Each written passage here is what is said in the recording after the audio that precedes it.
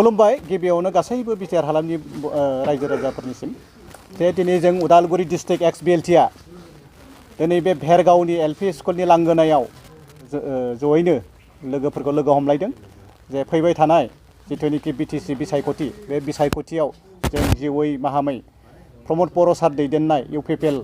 हान्जाखौ मदद होनो जोङो दिनै माखासे सावरायमेल जदों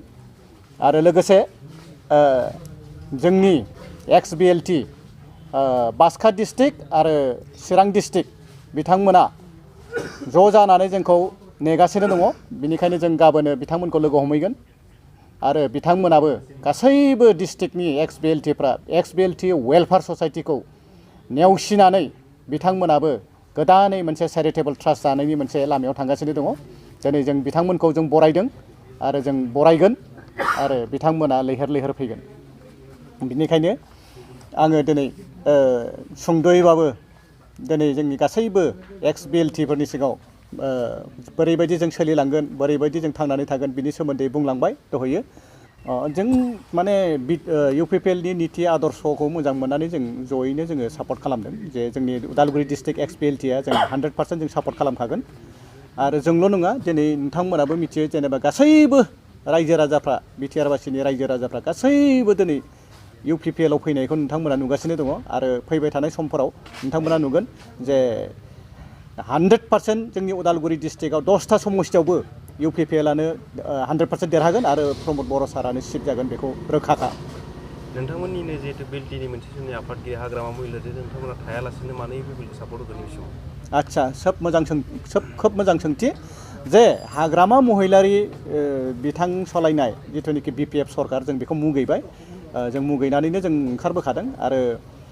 बहुत सिगाङावनो जों ओंखारनो बेबायदि खाबु मोनाखैमोन जों ओंखारखागौमोन मानो होनबा जों दायो फैबाय थानाय बे समफोरावनो जों प्रमद बर' सार दैदेननाय जिथुनिखि इउपिपिएल आफाद बेखौ जों नीति आदर्शखौ मोजां मोननानै जों ओंखारबोनाया जों मोजांसिन जाबाय मानोना हाग्रामा सलायनाय जिथुनिखि बिपिएफ पार्टी जिथुनिखि रुल बे खोबैनो गाज्रि माने ओरैबायदि दुर्नीति भ्रष्टाचार जाख्ल'नाय दिनै जोङो गथै स्किमखौ क'क्राझाराव लाखिजोबदों हाग्रामा महिलारिया दिनै जोङो मोनसे स्किम मोनोब्ला बा पिएनआरडिनि जों मोनसे स्किम लानानै थाङोब्ला बा 3 लाखनि नों स्किम मोनबाय से नों बक्स कालभारनि नोंनो हरबाय एक्स-बिएलटि हिसाबै हाग्रामा महिलारिया जोंनो मोनसे एप्रुभेल हरबाय बे खामानिखौ मावनो थांनायाव क'क्राझाराव जोङो 20 बार थाङाबा नोङो नोंनि खामानिया जाफुङा साधारन जों 3 लाख थाखानि जुदि स्किमखौ जोङो क'क्राझाराव जुदि जों 20 बार थांनांगौब्ला 5,000 थाखा खरसा जायो खनसे क'क्राझार थांगासेयाव अब्ला नोङो 20 बार क'क्राझाराव जुदि थांनांगौबा 20 बाराव जोङो 1 लाख थाखा खरसा जायो अब्ला नों 3 लाख थाखानि स्किमखौ नोङो 1 लाख थाखा गारग्रोनांगौब्ला आरो फैयै फैयै बे अफिसार्सफोर दं बे अफिसार्सफ्रा ओरैबायदि माने नोंनि खामानियाव नों गरसे थख' बिथांमोननि टेबोलाव फैसा होआबा जाया बेनिखायनो जों ओरैबायदि मुगैनाय मोन्दों बेफोरबायदि स्किमखौ हाग्रामा महिलारिया बेबायदि खालामनाङा बेबायदि स्किमखौ समस्ति वाइसआव ब्रेकआप खालामनानै बा एमसिएलए लेभेलाव बा इएम लेभेलाव माने समस्ति वाइसआव ब्रेकआप खालामनानै पिएनआरडिआव हरनांगोन बा ब्लक लेभेलाव हरनांगोन बेखौ ब्लक लेभेलाव हरनो हायो जे बिथाङा जे क'क्राझाराव गासैखौबो लाखिजोबनाया ओरैबायदि जघन्य माने ओरैबायदि गाज्रि जादों बेयाव ओरैबायदि सिस्टेमा गाज्रि नोंथांमोना दिनै सानना सासे अफिसार बा एसएस अफिसार बिसोरो सेक्रेटारि आन्डार सेक्रेटारि बिथांमोननोबो जुदि नों आखायाव जुदि नों 1000 2000 3000 फैसा होआबा नोंथांनि फाइलखौनो बारनो होआ होमबा मा बिटिसि बियो ओरैबायदि मुगैथावना ओरैबायदि लासिंसिं बेनिखायनो जोङो दिनै जों सानदों जे गोरों मानसि नांगौ बिटिसिआव जेसेबांनिखि इएम एमसिएलए दं बिथांमोना जेबो रोङा बुंनो थाङोबा किसुमाना ओरैबायदि दङ गभर्नमेन्टनि अर्डारखौनो फरायनो रोङा बिथांमोनखौ नायनानै दिनै बिटिसिनि अफिसार्स माखासे बे डाइरेक्टर अफिसार्स बे एसएस अफिसफ्राव थगायना जानो चान्स मोन्दों बा माखासे डिलिं एसिस्टेन्ट बिथांमोना ओरैबायदि गरसेबो फैसा होआबा बिथांमोना फाइल बारहोआ होमबा ओरैबायदि जघन्य बेसेबां हाजार मानसि थैनायनि उनाव बिटिसिआ सुक्ति जादों बे बिटिसि सुक्ति जानायनि उनाव बेयाव मोनसे गभर्नमेन्टआव फैबाय न' डाउट बिपिएफआनो सलायबाय बेयाव बिटिसिनि अफिसार्स डिलिंनिफ्राय लानानै गोजौ लेभेलसिम एकदम सिएसडि डाइरेक्टर बेफोर लेभेलसिम गासैबो फैसा नङाबा नोंनि फाइला जाया आरो नोंनि बिल मोना आरो दायो नोंथांमोना नाय ओरैबायदि कौटि लुथिनानै लुथिबाय जे नोंथांमोना नाय जे किसुमान बुस्थुफ्रा आननेसेसारि मुस्रिनो कम्बलनो सिखा रुवा बेफोरखौ मा नांगौ जोंलाय बर' माहारिनोलाय जोंथ' मुस्रि कम्बल सिखा रुवा बिनि थाखाय आन्दलन खालामाखै नोंथांमोना नाय बर'नाव सिखा रुवा खदाल गोदोनिफ्राय दंखायो बे बिटिसि मोनैनि सिगाङावनो थाखायो बर'फोरनियाव मा दरखार नांदों बे सिखा रुवा खदाल बेफोरखौ माबा होनो साप्लाय होनो साप्लायाव लांनोसै थाखाखौ खौथि बिसोरो माबानो पार्चेस कमिटिनो माबा आन्डार सेक्रेटारिनो बेफोरबायदि जानानै बिटिसिनि फैसा धंस' दिनै हाग्रामा महिलारा इउसि होनो हाला इउसि होनो हायिनि थाखाय मा जायो एसे एनै जिथुनिखि फान्ड फैयो लोगो कालकाता सिलिगुरियाव खारना थायो बेवहायथ' नों आं साधारन मानसिया जेबो मोनाखै दा बुंनो थाङोबा ब्रेना मोनहास'वाखै बेयाव जोंनि साधारन मानसिया सिलिगुरियाव थांनानै बिथांनो 10% होबासो बे बिल होयो बेफोरबायदि गोबां सिङाव माने बुंथावै बाथ्राफोर आरो नोंथांमोना साननानै नाय जे ओरैबायदि लेथ्रा नांगौ बेयाव बिटिसिआव लाखिनानै जेबो लाब गैया बै अफिसारफ्रानो माने माबाखौ खामग्रोदों लेथ्रा माने फैसा जाख्ल'नायखौ बिसोरनो फोरोंदों ओरैबायदि लेथ्रा बिटिसिनि अफिसारफ्रा डिलिंनिफ्राय लानानै गोजौ लेभेलसिम खालि फैसा नङाबानो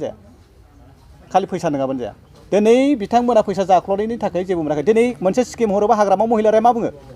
सार बेबायदि जाबाय इसेबां बिथिंबो फैसा होनांबाय खामानि मावाबाबो जायो लास्टआव बुंना मा भाषा जाखो बियो हाग्रामा महिलारिया जे दिनै बिदि बुङो थिकादारफोरखौ खामानि मावाबाबो जायो बिल' बख'दो मा भाषा बियो ओरैबायदि जघन्य ओरैबायदि लेथ्रा दिनै जों बेफोरबायदि सरकारखौ मा हिसाबाव जों भट होनो आरो रायजोफोरनाव आरो बिथांमोना मा हिसाबाव भट बिनो बिसोरो लाजिनांगौ दिनै बिथांमोना दिनै आं गासैबो बिटिआर बासिनि रायजो राजा नोंथांमोनखौ आं खावलायदों जे दिनै बिथांमोना गिदिर गोलाव होननानै सोरबा खाम्फा फैगोन सोरबा हाग्रामा महिलारि फैगोन बिथांमोनाव कुइसन खालाम रायजोफोरा जे दिनै लाइन डिपार्टमेन्टआव दिनै मानो अनसुंथाइ मोना दिनै 6 सिडिउलाव जोंनि एसटि मानसिफ्रा WPTनिफ्राय स्पेसियेलि जोङो अनसुंथाइ मोननांगौ दिनै बे अनसुंथाइखौ जोंनि मानसिफ्रा मोननो हायाखै दिनै मा जाखो दा मिनिंलेस माने हाग्रामानि खोथाया भेलुलेस आं दिनै रायजोफोरखौ खावलायदों हाग्रामा महिलारि फैनाय लोगो लोगो कुइसन खालाम आरो EM MCLA गावनि समस्यायाव थांनाय लोगो लोगो कुइसन खालाम जे मा जाखो आरो बिथांमोनखौ डेभेलपमेन्टनि जिथुनिखि LED फान्ड बे LED फान्डजों बिथांमोना खामानि मावाखै आं बिनिखायनो रायजो राजाफोरनो आरो बेखौनो खोन्थाबावदों बिथांमोनखौ कुइसन खालाम दिनै LED फान्ड गावनि एरियायाव डेभेलप जानायनि थाखाय जिथुनिखि फान्ड मोनो 25 लाख बा 20 लाख लास्ट इयाराव मोनदों बिसोर 50 लाख मोनसेबो खामानि मावाखै बिजों मोनसेबो खामानि मावाखै बिनिखायनो कुइसनखौ बिसिनि लिस्टखौ जों नायबाय जि मोजां लिस्ट खालामदों construction of community hall construction of youth centre मोजां टाइप खालामनाया लिस्टफ्रा मोनसेबो गैया दिनै रायजोफोरखौनो आं बेखौनो बुंदों जे बिथांमोनखौ कुइसन खालाम गामियाव हाबनाय लोगो लोगो बिसोरखौ मोजाङै जिरायनो हो मान हो बिनि उनाव मोनसे कुइसन खालाम दिनै रायजो राजाफोरखौ सिङाव ओरैबायदि थगायदों रायजोफोर आं दिनै खुला खोथा सैथो खोथाखौ आं बुंदों जे रायजो राजा नोंथांमोनखौ थगायदों बिथांमोनखौ कुइसन खालाम आं बारे बुंदों बिथांमोनखौ कुइसन खालाम आं दिनै बेखिनिखौनो बुंथ'बाय